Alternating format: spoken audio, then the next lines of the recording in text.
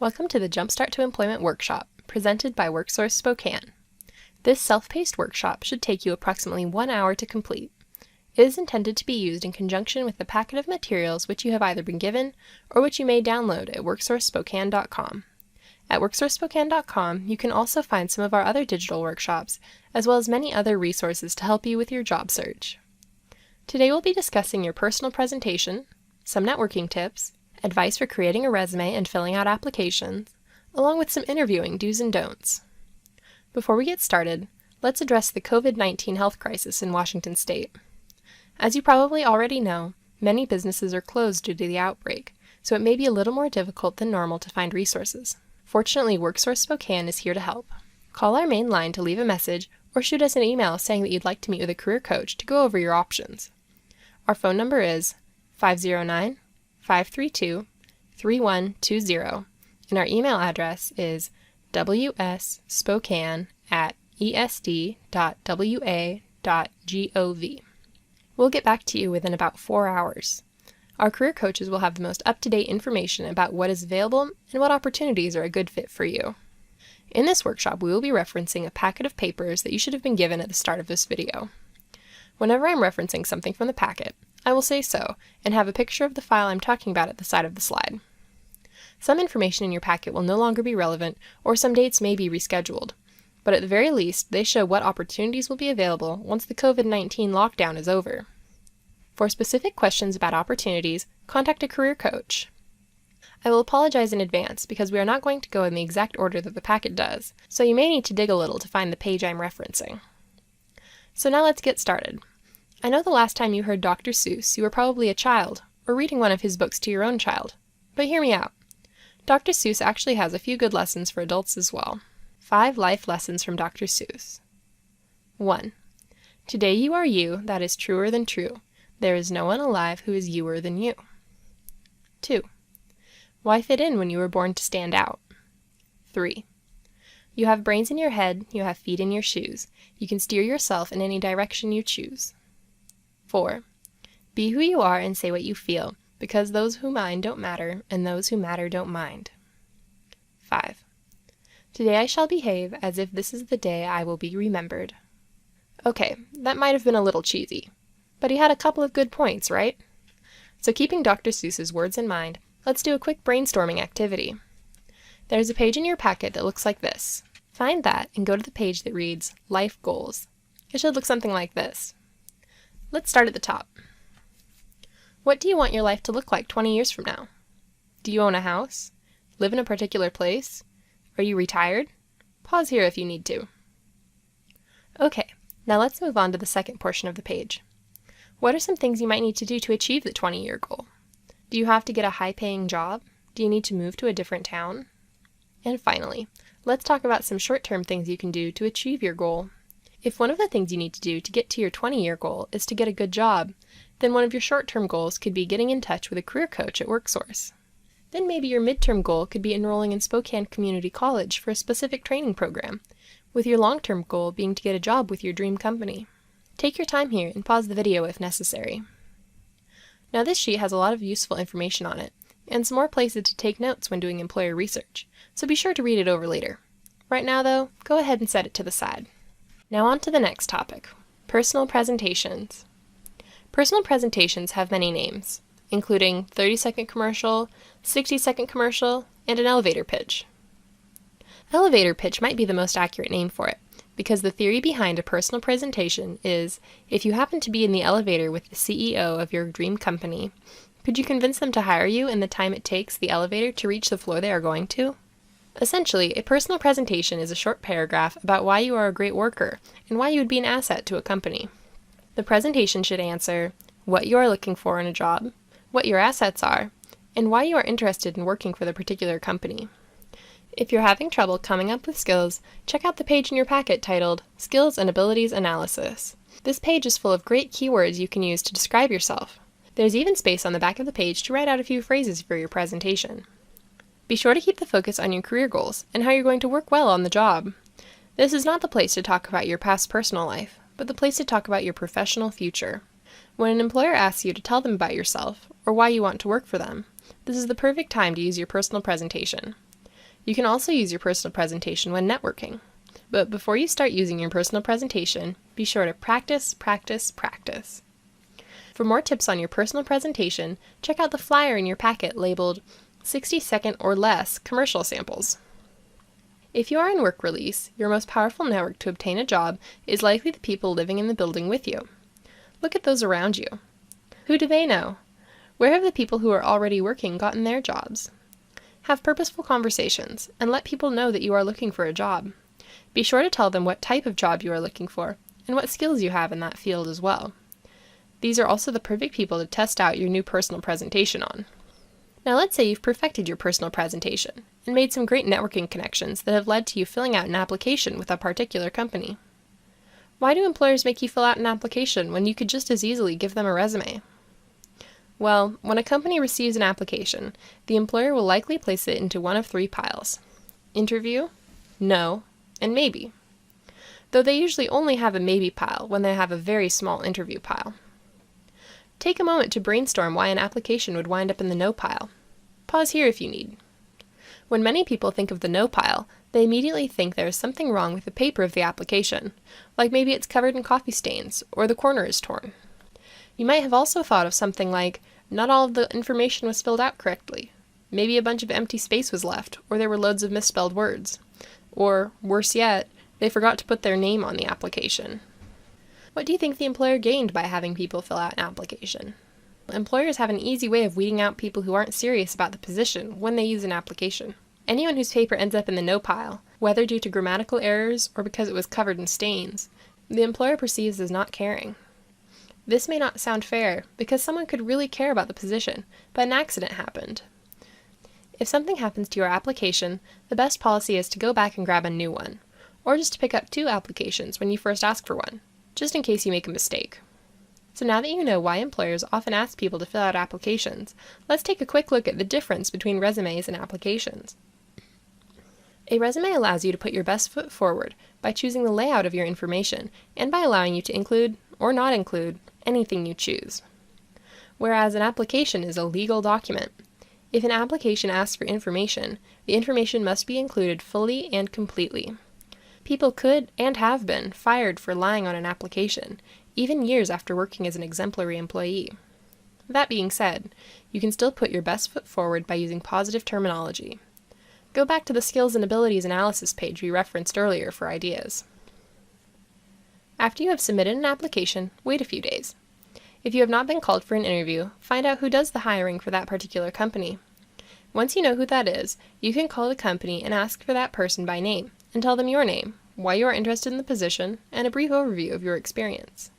For example, "Hello, Mr. Johnson. My name is Jane, and I am interested in your warehouse position. I have 3 years of experience and am forklift certified. I am safety-oriented and ready to work. Is it possible to meet with you?" If you're filling out a lot of applications, it can be hard to keep track of everything, which is why WorkSource Spokane recommends using a master application to keep track of all your work and educational experience.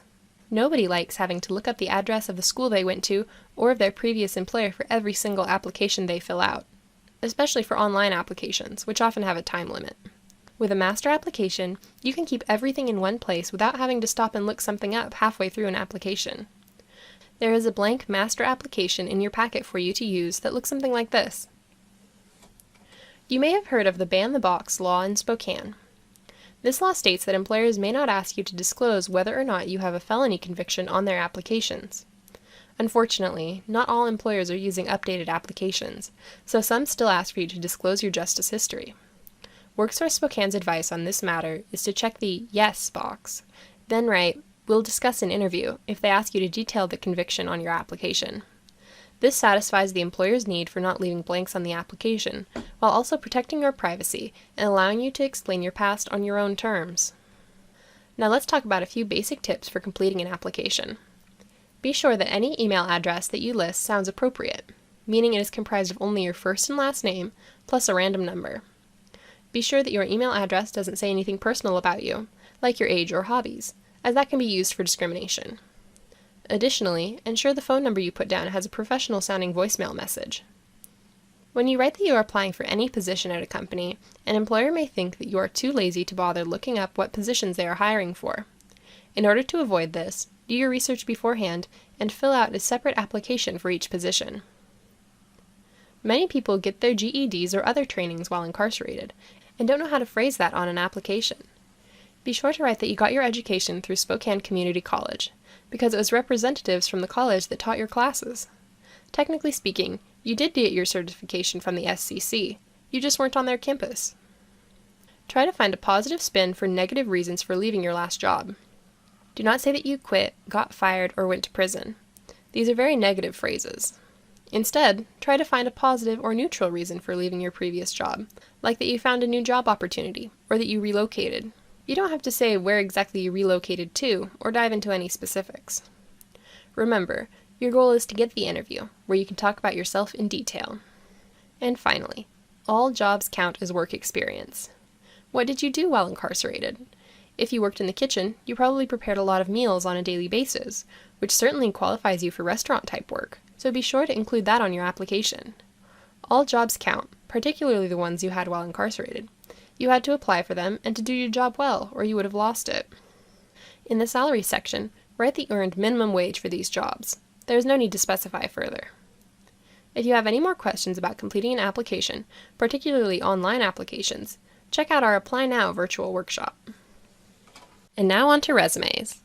I'm not going to go into a lot of detail here, because we have a workshop called Effective Resumes that is offered both as a virtual workshop to stream whenever you'd like through WorkSourceSpokane.com and as a live virtual workshop. For dates and times for the live workshop, go to WorkSourceWA.com. Just like with your application, be positive with how you phrase certain achievements. Read through the job description carefully, and pick out a few keywords or phrases from the description that you can put in your resume. For example, if a job description asks for you to be proficient in Microsoft Word, you want to be sure to mention your comfortability with Microsoft Word somewhere on your resume. This is called targeting. Just like an application, you will want to create a specific resume for each job you apply for, targeting the employer each time. Additionally, be sure to quantify your achievements. Adding numbers to an accomplishment gives a clearer picture of you and your abilities to the employer. For example, let's say an employer is looking for a mechanic to perform oil changes at their garage. Person 1 says they changed oil at their previous job. Person 2 says they performed an average of 10 oil changes per day at their previous job. If you were the employer, who would you hire? Probably person 2, because they gave an example of how many oil changes they did in a certain amount of time. The employer gets a clearer picture of person 2's ability than of person 1. For some more tips on phrasing, check out the flyer titled Resume Writing in your packet. It is also a good idea to downplay your time in prison. To do this, use a functional resume template. A functional resume puts emphasis on your qualifications and skills rather than the time frame in which you perform the jobs. For a template to base your resume off of, check out a paper titled Resume Draft in your packet. As far as a cover letter goes, keep it short and sweet. Let the employer know what job you are looking for, where you found the job, and why they should call you in for an interview. Make sure the employer can see you have passion for the job, the company, and the cause. There are 2 cover letter templates included in your packet, but feel free to write your own. Just remember, less is more. Now we're going to take a break from all this lecture and read a little poem in your packet called People Like Me. People like me don't have careers. Nobody's ever going to convince me that I'm going to be somebody someday. Street cred is more valuable to me than my job. My life will be defined by those who doubt me. I know there are some out there looking up to me. I'll let those grad students and do-gooders be future leaders and policymakers. Because me, I'm just one of a long line of statistics. Who knows, maybe I'll even study, but it won't affect how my life is going to turn out. People tell me I can't succeed because they can't see past my criminal history. They say I don't care enough, and I will go to prison. I'm the last person in my family that's going to be successful. I am aware of all the skills and talents I possess. This is my destiny. From our perspective, this story is depressing and sad. But what if we change our perspective? I'm now going to read this same poem in reverse, starting with the bottom line. This is my destiny. I am aware of the skills and talents I possess. I'm the last person in my family that's going to be successful, and I'll go to prison. I don't care enough, they say, because they can't see past my criminal history. People tell me I can't succeed, but it won't affect how my life is going to turn out. Who knows? Maybe I'll even study statistics. Because me, I'm just one of a long line of future leaders and policymakers. I'll let those grad students and do-gooders be looking up to me. I know there are some out there, those who doubt me. My life will be defined by my job. My job is more valuable to me than street cred. I'm going to be somebody someday. Nobody's ever going to convince me that people like me don't have careers. See the difference? It's all the same words from the previous rendition, but the arrangement of words is much more positive. Keep this poem in mind while we talk about interviewing. Alright, now let's dive into interviewing. One of the biggest tips for interviewing is to be prepared to tell a story about anything you put on your resume. Have a story prepared that backs up why you have the skills that you do. The employer does not want to hear hypotheticals about how you would react in certain situations. Give them concrete examples of how you behaved in the past. Answering questions with a story from a previous work experience goes a long way with an employer. In order to tell a good story that will capture the attention of the employer, you can remember to be a star storyteller.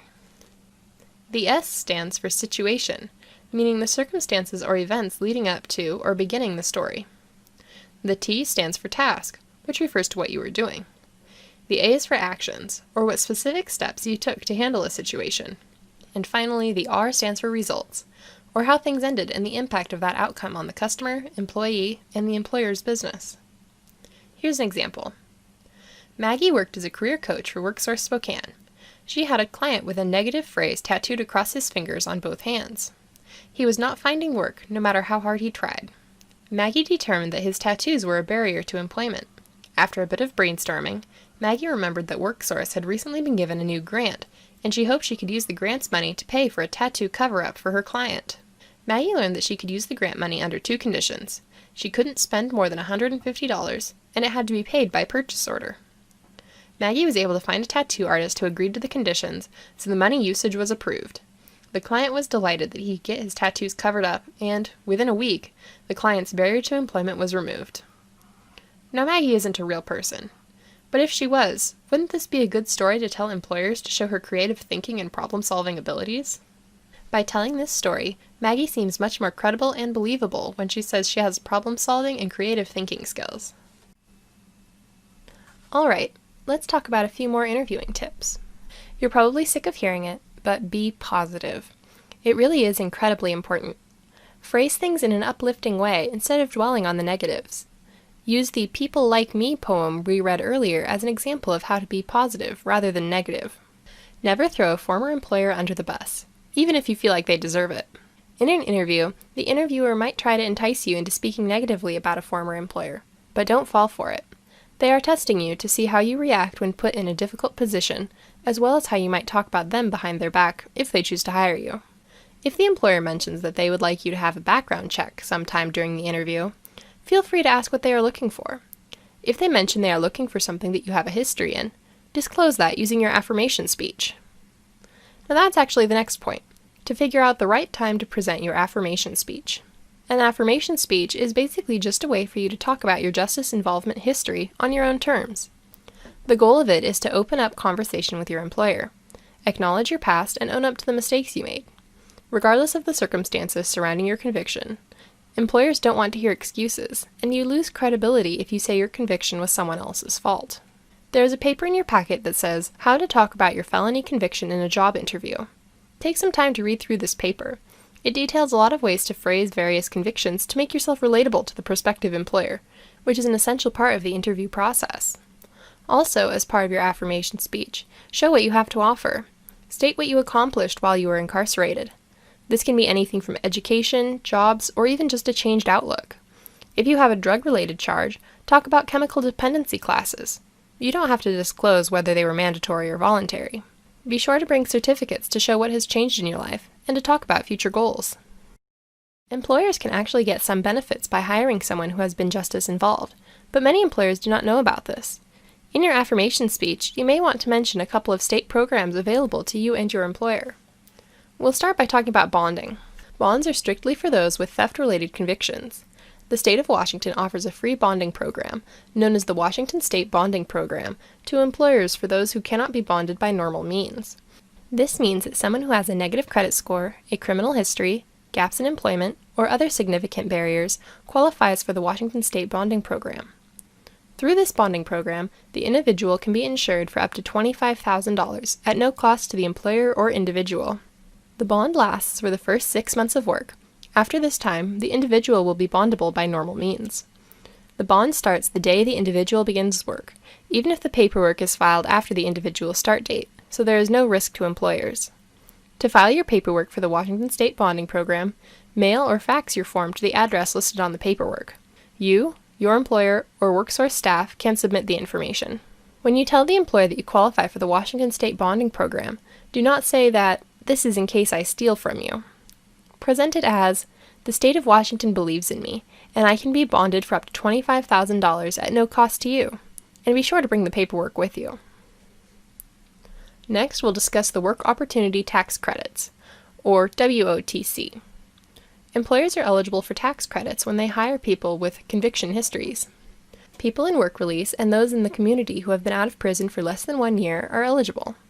Paperwork must be submitted within 28 days of hire. Do not file for WOTC if you do not plan to stay with the employer for at least 6 months, because the credit only works if you are employed at the same location for a minimum of 6 months. Alright, so now that we have made a sort of checklist of things to talk about during your affirmation speech, here's an example of a good affirmation speech.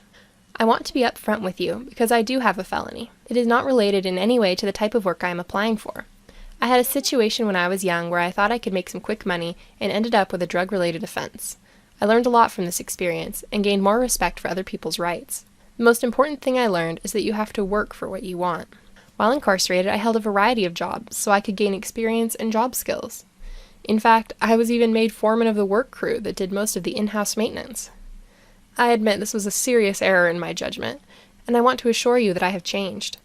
I know my past actions may cause you to question my judgment, but I am prepared to do whatever it takes to prove myself to be a reliable and trustworthy employee.